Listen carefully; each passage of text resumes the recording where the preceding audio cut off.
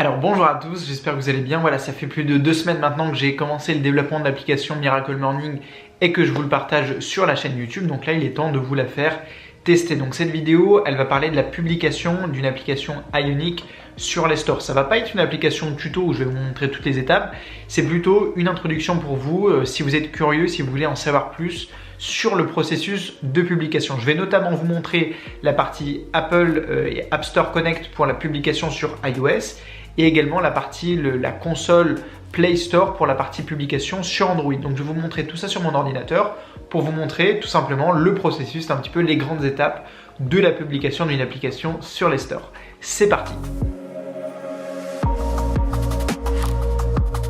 Ok, alors on va commencer avec ce qu'ils appellent le Google Play Console, c'est-à-dire le tableau de bord, si vous voulez, l'interface qui va vous permettre de connecter votre application, de la publier et notamment de faire la fiche Play Store, donc c'est-à-dire la fiche un peu de description de votre application.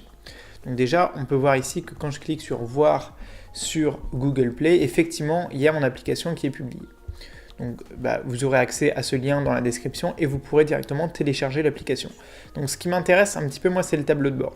Alors ici, c'est vraiment la page d'accueil de mon application, donc on va plutôt se rendre dans la partie fiche Play Store où on va dire c'est la majorité des informations. Donc vous avez effectivement déjà le titre de votre application, la description courte, la description complète, donc ça je pourrais vous faire des articles ou des vidéos de blog un petit peu plus détaillées pour vous montrer comment on fait.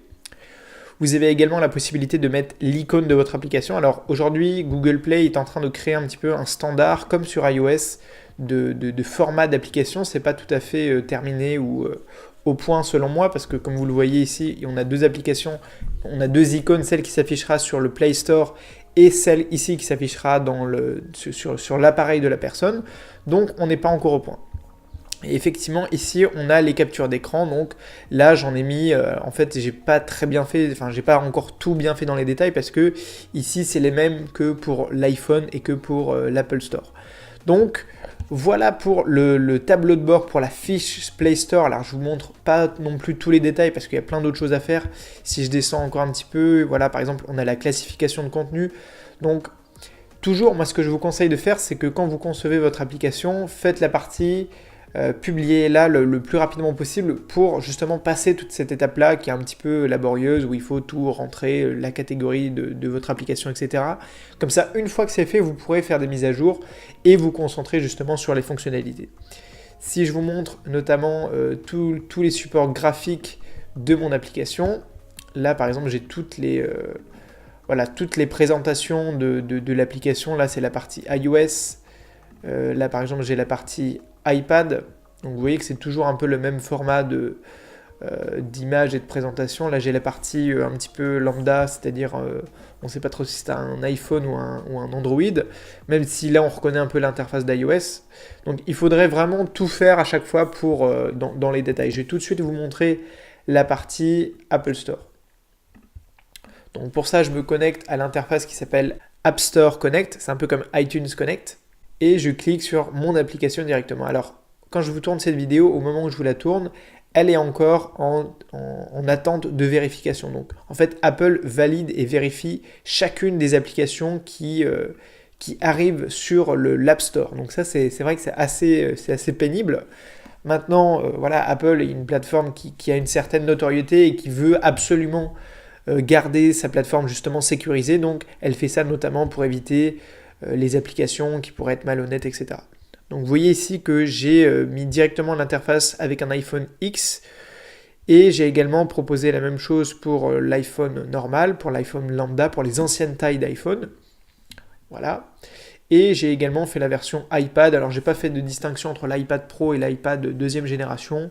On verra si ça sera accepté par Apple. Parce que oui, Apple regarde aussi les visuels que vous proposez, et notamment si ça correspond bien non seulement à la taille, parce que c'est des tailles d'images hyper précis. Il faut vraiment regarder, ici vous avez les aperçus et les captures d'écran, mais également il faut que le modèle corresponde. Donc ça veut dire que pour l'affichage d'iPhone du type iPhone X, il faut effectivement que je montre un iPhone X. C'est-à-dire que si je montre des screens ou un appareil Android, ils vont refuser mon application.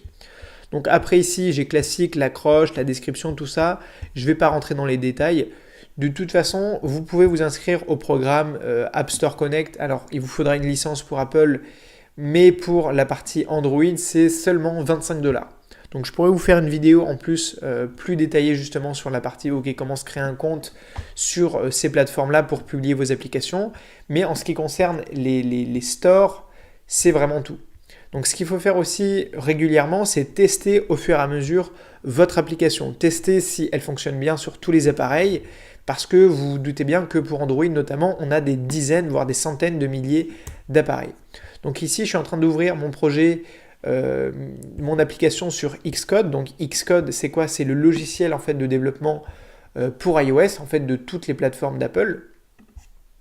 Et donc là, je peux choisir par exemple de lancer mon application sur un iPhone 8 par exemple, et de lancer en fait le simulateur de Xcode et donc de Apple. Ça va me permettre, ici vous voyez que je peux sélectionner en fait tous les appareils d'Apple. Je peux lancer les iPhone X, les derniers modèles, les plus anciens des iPhones, ici il me propose encore l'iPhone 5S, et également tous les iPads.